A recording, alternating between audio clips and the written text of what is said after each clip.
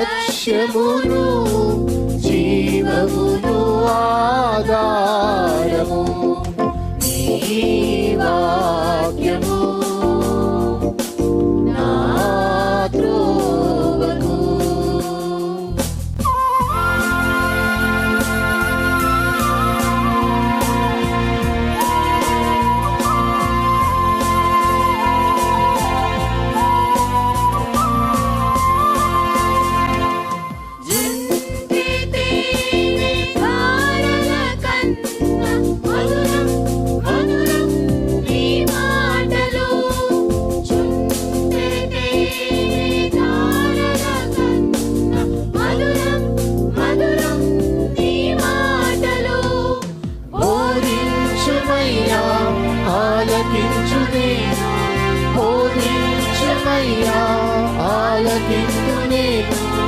అనుసరింతునయ్యా ఆత్మశక్తితో, అనుసరింతునయ్యా.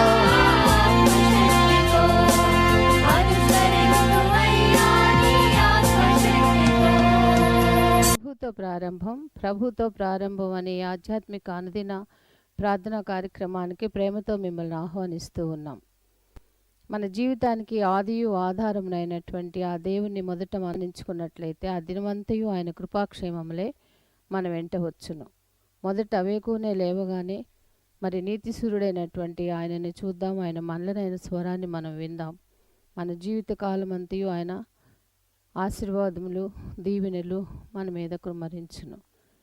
యెషయి 65:24 మనం చూసినట్లయితే వారికి ఈలాగున జరుగును, వారు వేడుకొనుక మునుపు నేను ఉత్తరమిచ్చెదను, వారి మనవి చేయుచుండగా నేను ఆలకించెదను. మనవి చేయుచుండగానే ఆయన మన మనవిని ఆలకిస్తున్నాడు. కాబట్టి మరి ప్రతి దినము కూడా ఈ యొక్క అనుదిన ఆధ్యాత్మిక కార్యక్రమంలో మనం పాల్గొన్నట్లయితే మన జీవిత కాలం అంతయు కూడా ఆయన మేలులను మనం పొందుకోగలం, ఆ నిత్యరాజ్యంలో వారసులుగా మనము జీవించగలం. రండి, ప్రభుతో ప్రారంభం కార్యక్రమంలో పాల్గొనండి, ఆత్మీయ మేలులు పొందండి. దేవుడు మిమ్మల్ని దీవించండి.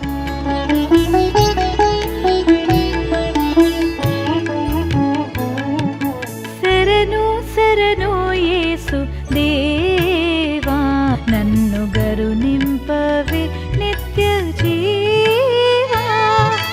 శరణు శరణు యేసు దేవా, నన్ను గరునింపవే నిత్య జీవా.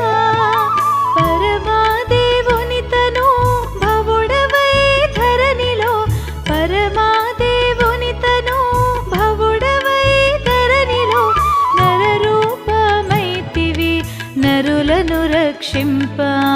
శరణు శరణు యేసు దేవా, నన్ను గరునింపవే నిత్య జీవా.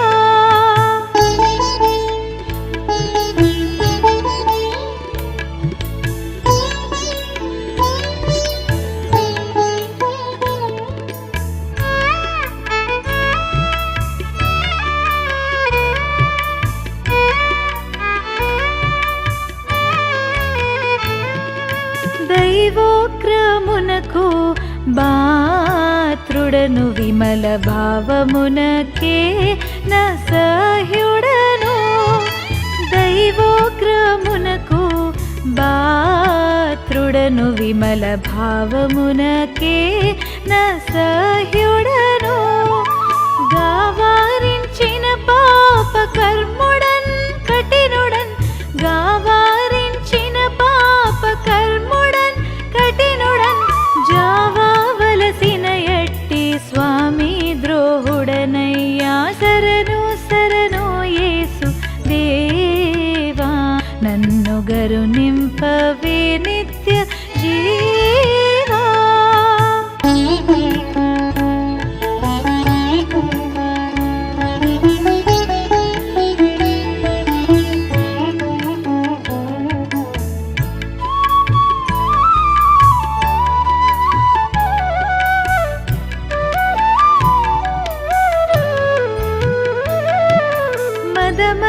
మదమత్సరమ్ములు మెండై నాదు మదినాక్రమించెను నిండై.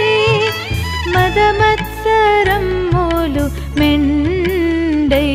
నాదు మదినాక్రమించెను నిండై సదయుడని దివ్య సర్వాజ్ఞలన్ మీరి సదయుడని దివ్య సర్వాజ్ఞలన్ మీరి విదితముగా పాపముల్ వేడ్కను చేసితి శరణు శరణు యేసు దేవా నన్ను గరునింపవే నిత్య జీవా. క్రీస్తునందు ప్రియమైన దేవుని సంగమా, మరొక నూతన దినమును దేవుడు మనకు అనుగ్రహించాడు. ఈ ప్రభుతో ప్రారంభం అనే ఈ ఆధ్యాత్మిక వర్తమానములు, దేవుడు మనకు అనుగ్రహించిన ఆధ్యాత్మిక ప్రబోధాలు, మన ఆత్మీయ జీవితానికి ఆధ్యాత్మిక మన్నా,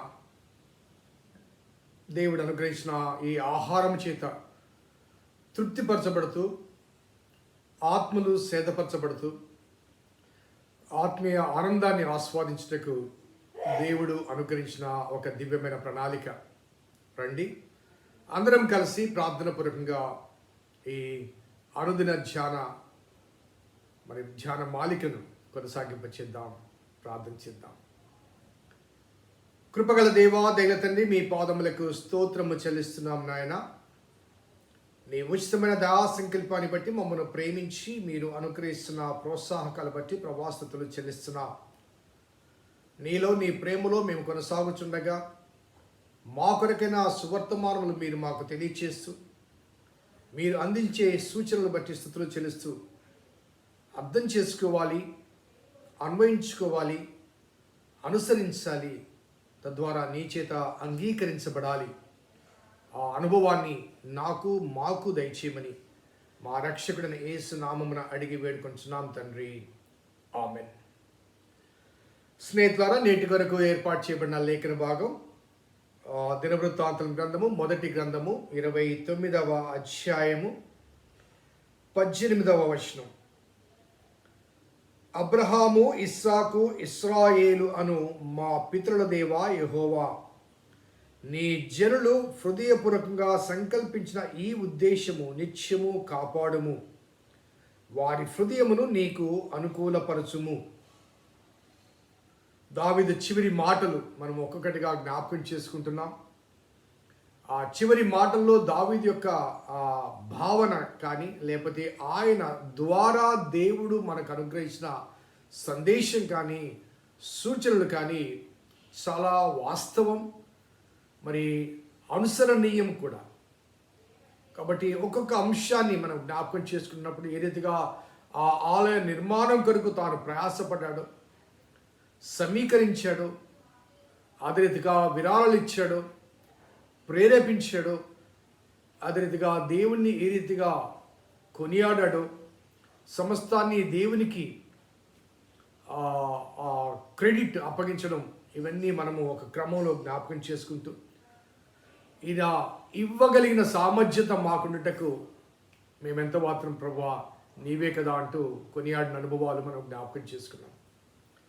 ఈ క్రమంలో 18వ వచనం నుంచి 20వ వచనం వరకు, 18 to 20th verse వరకు దావీదు ఒక చిన్న ప్రేయర్ చేస్తున్నాడు. After praising or after offering recognition, దేవుడు తనకు సమస్తము అన్న వాస్తవాన్ని గుర్తించి దేవుని కీర్తించిన తర్వాత మరి ఇక్కడ ఒక చిన్న క్లుప్త ప్రార్థన, ఆ ప్రార్థన క్లుప్త ప్రార్థనే కానీ చాలా శ్రేష్టమైన, విశిష్టమైన, ఆవశ్యకమైన ప్రార్థన. చాలా విశిష్టమైన, ఆవశ్యకమైన ప్రార్థన. ఆ ప్రార్థన ఏంటంటే, అబ్రహాము, ఇస్సాకు, ఇశ్రాయేలు అను మా పితరుల దేవా యెహోవా, నీ జనుల హృదయపూర్వకంగా సంకల్పించిన ఈ ఉద్దేశము నిత్యము కాపాడుము, నిత్యము కాపాడు. So he was addressing to God, recollecting the past. Abraham, ఇస్సాకు, ఇశ్రాయేలుల దేవా అనగా యాకోబు అనే పేరు ఇక్కడ వాడకుండా ఇశ్రాయేలును పేరు వాడటానికి గల కారణం, బహుశా దేవుడు యాకోబుని ఇశ్రాయేలుగా మార్చాడు. అలాగే అప్పటికి రాజ్యం ఇశ్రాయేలు రాజ్యముగా గుర్తించబడింది కాబట్టి ఆ పేరు మరి తగినదిగా భావించే అవకాశాలు ఉన్నాయి. కాబట్టి అబ్రహాము, ఇస్సాకు, ఇశ్రాయేలుల దేవా యెహోవా, నీ జనులు హృదయపూర్వకంగా సంకల్పించిన ఈ కార్యము, ఈ ఉద్దేశము నిత్యము కాపాడుము.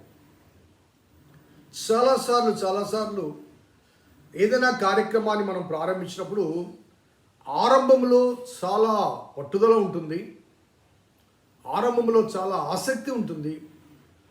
కానీ కొనసాగే కొలది కొంత ఆసక్తి తగ్గిపోతూ ఉంటుంది. ఒక సామెత కూడా ఉంది మన తెలుగు వారి గురించి, ఆంధ్రులు ఆరంభ శూరులు అని. సో ఆరంభించినంత తేలిక కాదు కొనసాగించడం, ఆరంభించినంత తేలిక కాదు కొనసాగించడం. నేను మన విషయం ఒకసారి చెప్తాను. మనకు ఆలయం లేనప్పుడు బయట ప్రదేశంలో ఒక అద్దెకున్న హాల్లో మనం ఆరాధన జరుపుతున్నప్పుడు అప్పుడు ఉన్నటువంటి పట్టుదల కానీ, అప్పుడు ఉన్నటువంటి ప్రార్థనలు కానీ, అప్పుడు చేసినటువంటి ప్రయత్నాలు కానీ కాలక్రమేణా దేవుడు మనకు అన్నీ సమకూర్చి, ఆలయం ఇచ్చి, సౌకర్యాలు ఇచ్చి, అన్నీ ఇచ్చిన తర్వాత నేను చెప్పిన ఆ విషయాల్లో కొద్దిగా వెనకబడ్డాము, లేకపోతే ఆసక్తి కొంత సన్నగిలింది అన్న విషయాన్ని తప్పనిసరిగా ఒప్పుకోవాలి.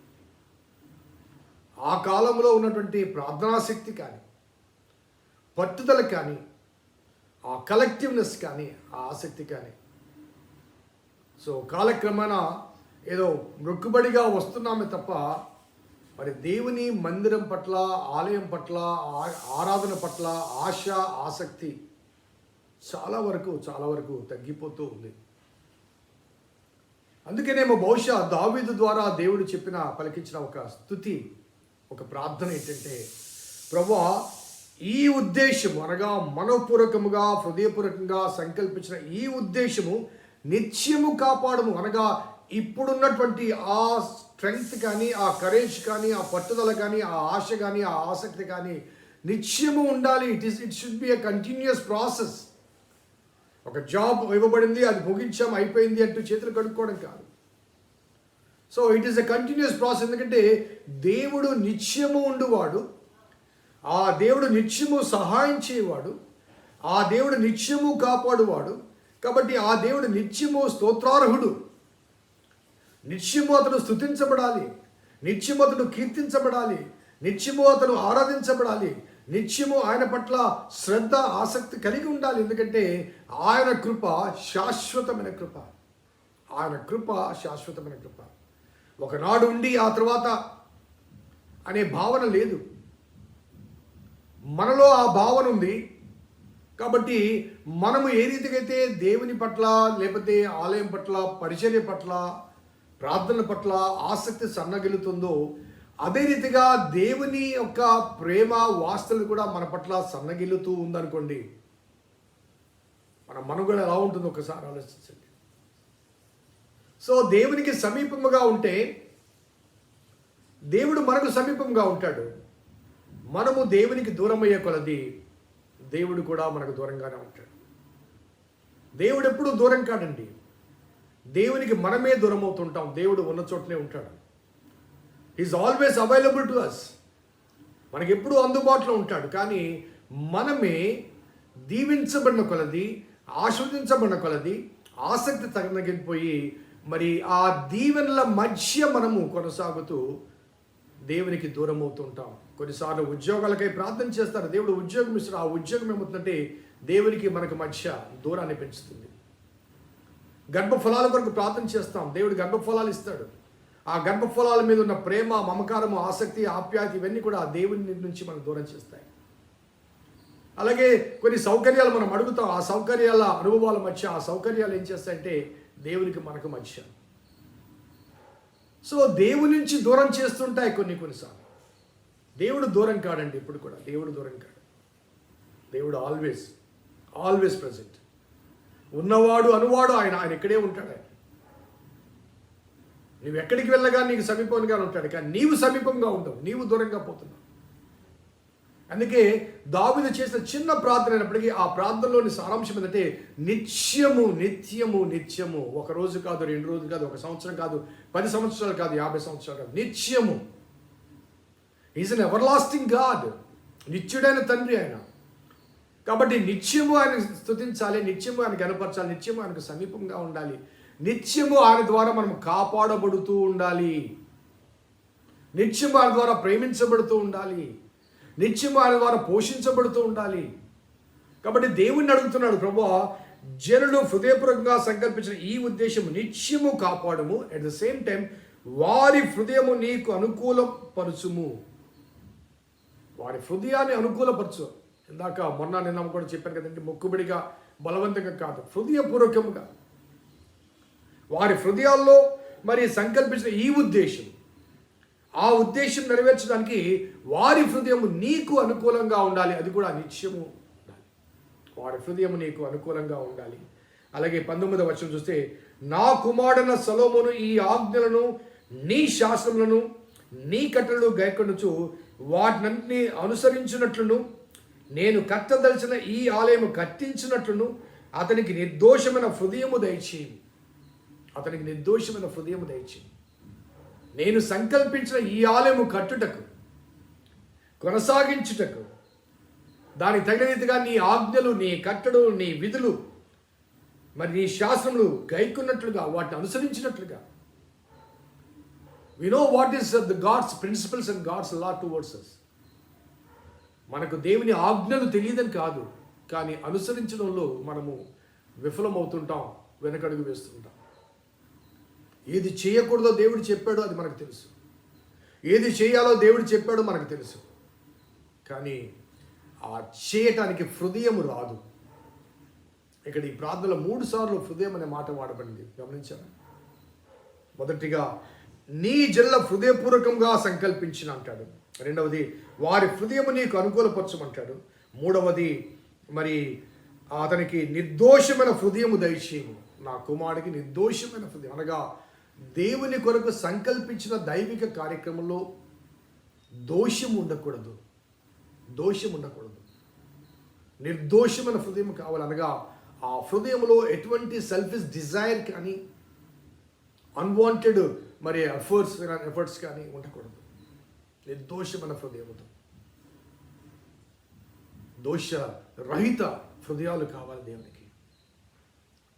సో ఆ కుమారు గురించి ప్రార్థించేది, ప్రభువా నేను కట్టాలనుకున్నానయ్యా, నా కుమారుడు అన్నావు, నా కుమారుడిని కోరుకున్నావు, కాబట్టి నీవు కోరుకున్న నా కుమారుడు, నేను కోరుకున్న ఆ మందిరాన్ని నిర్మించే ఆ నిర్దోషమైన హృదయాన్ని, ఆ నిర్దోషమైన హృదయం కావాలంటే ఆ కుమారుడు నీ కట్టడలు, నీ శాసనములు, నీ ఆజ్ఞలు, నీ విధులు హృదయపూర్వకముగా అంగీకరించాలి, అనుసరించాలి.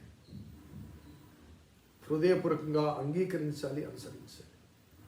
A small prayer but a beautiful prayer and worthy prayer and required prayer. అవసరమైన ప్రార్థన.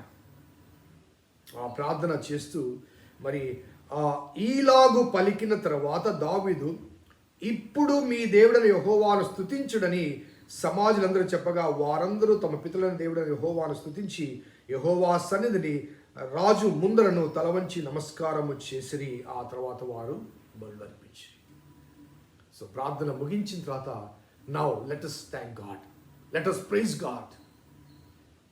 ఎందుకంటే without him we are not, ఆయన లేకుండా మనం ఏమీ లేము. కాబట్టి ఈ చివరి మాటల పరంపర ఒక్కసారి నేను మరలా నెమరు వేస్తాను. దావీదు సమస్త సమాజాన్ని పిలిచాడు, ద టోటల్ అసెంబ్లీ, జనరల్ బాడీని పిలిచాడు.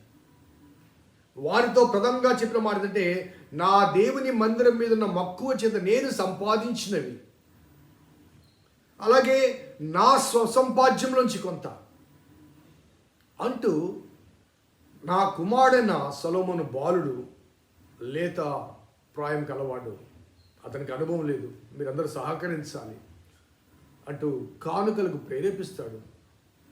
జనులు సంతసిస్తారు, దావీదు కూడా సంతసిస్తాడు, దేవుని కీర్తిస్తాడు, దేవుని గణపరుస్తాడు. అలాగే దేవునికి ప్రభువా ఇటువంటి సామర్థ్యం మాకు ఇచ్చామంటూ దేవునికి కృతజ్ఞతలు తెలియచేస్తాడు. ఆ తర్వాత ప్రార్థన చేస్తాడు. ప్రార్థించిన తర్వాత ప్రజలను ఇక మీరు దేవుని స్తుతించండి. Let's begin to praise God అనగా before encouraging the congregation to praise he offered his own praise. కృతజ్ఞత చెల్లించాడు, కానుక చెల్లించాడు, స్తుతులు చెల్లించాడు, ప్రార్థించాడు, ప్రజలను ప్రోత్సహించాడు, ప్రేరేపించాడు. అందరూ కలిసి దేవుని స్తుతించి ఆరాధించి గణపరిచి అప్పుడు బల్యర్పణ జరిగించారు. So whatever we offer, మనం ఏది సమర్పించినా అది సమర్పించబడక ముందు మొదటిగా మన హృదయాలు సమర్పించబడాలి. It may be a cash or kind, వస్తువు కావచ్చు లేకపోతే రొక్కము కావచ్చు. ఏదైనప్పటికీ before you offer something to God you need to offer your own self. నీ మనస్సు, నీ హృదయము, నీ ఆలోచనలు యావత్తు దేవునికి సమర్పించబడాలి. అందుకే హృదయము పూర్వకంగా సంకల్పించిన అనే మాట వాడుతూ వారి హృదయము నీకు అనుకూలపరచుము అంటూ మరి హృదయపూర్వకంగా కుమారుడు సొలొమోను నీ ఆజ్ఞలు కట్టడు మరి అనుసరిస్తూ మరి నిర్దోషమైన హృదయముతో అతడు మరి నీ మందిరాన్ని నిర్మించాలంటూ దేవుని ప్రార్థించి ప్రజలకు ప్రోత్సహిస్తాడు. మీరు బల్యర్పణ గావించండి. So that's the end of David's ఒక విధంగా చెప్పాలంటే consecration of the people or his son towards the cause of Christ God. దేవుని పని కొరకు ప్రజలను ప్రేరేపించి ఒక మాటలో చెప్పాలంటే ఆలయ నిర్మాణం కొరకు ప్రజలను ప్రతిష్ఠిస్తున్నాడు. మందిర నిర్మాణం కొరకు ప్రజలను ప్రేరేపిస్తున్నాడు, ప్రోత్సహిస్తున్నాడు. So he was establish everything for the purpose of God. So ఈ అధ్యాయము ఒక విధంగా చెప్పాలంటే ప్రజలను అనగా తన కుమారుడైన సొలొమోనుతో పాటుగా ప్రజలను కూడా దైవిక సంబంధమైన కార్యక్రమం కొరకు ప్రతిష్ఠించిన అనుభవాన్ని మనం చూడగలం. So this is the end of David's chapter. ఆ తర్వాత సొలొమోను పట్టాభిషేకం చేయించబడ్డం. ఆ తర్వాత దావీదు ఉండగానే కొన్ని అనగా దావీదు రాజుగా లేడు, సొలొమోను రాజు అయిన తర్వాత కొన్ని కార్యక్రమాలు 1-2 కార్యక్రమాలు అవి రాజుల గ్రంథంలో మొదటి గ్రంథంలో వ్రాయబడ్డాయి. వాటిని మనం రేపు ఆ మరునాడు ధ్యానం చేయొచ్చు. సో దావీదు చివరి మాటలు చాలా చక్కని మాటలు ఇక్కడ వ్రాయబడ్డాయి. ఇదే మాటలు మనకు సొలొమోనుతో వ్యక్తిగతంగా మాట్లాడిన మాటలు కూడా మనకు రాజుల గ్రంథంలో కనబడతాయి. వాటితో మనం దావీదు యొక్క జీవితాన్ని ధ్యానం చేయడం అనేది ముగించబడుతుంది. దేవుడు మనల్ని దీవించి ఆశీర్వదించును గాక. ప్రార్థించేద్దాం. కృపగల దేవా, దయగల తండ్రి, మీ పాదములకు స్తోత్రము చెల్లిస్తున్నాం నాయన. నీ ఉచితమైన దయా సంకల్పాన్ని బట్టి మమ్మల్ని ప్రోత్సహిస్తూ ప్రేరేపిస్తూ మీరు అనుగ్రహిస్తున్న దీవెనకర మాటలు బట్టి భావాలు బట్టి స్తుతులు చెల్లిస్తూ మరి దావీదు ఏ రీతిగా ప్రభా ఇంతటి శ్రద్ధను కలిగి ఉన్నాడు, మరి వారి హృదయాలను ఏ రీతిగా ప్రతిష్ఠించాడు, ఆ వాస్తవాన్ని జ్ఞాపకం చేసుకుంటూ మేము మాకున్నవి సమర్పించక ముందు మమ్మల్ని మేము సమర్పించుకోవాలి అంటూ చెప్పబడ్డ మాటలు జ్ఞాపకం చేసుకుంటూ ఆ రీతిగా మేము మా స్వీయ సమర్పణ నీ కొరకు జరిగించలాగిన మీ కృప దయచేయమని మా రక్షకుడిని యేసు నామమున అడిగి వేడుకొంచున్నాం తండ్రి. ఆమేన్. తండ్రి, కుమార పరిశుద్ధాత్మ త్రియేక దేవుని దీవెన ఈ వాక్యం విన్న బిడ్డలకు, వాక్యాభిలాషులకు, వారి భవిష్యత్ జీవితానికి సదా తోడేయును గాక. ఆమేన్. God bless you. దేవుడి ముందు దీవించును గాక.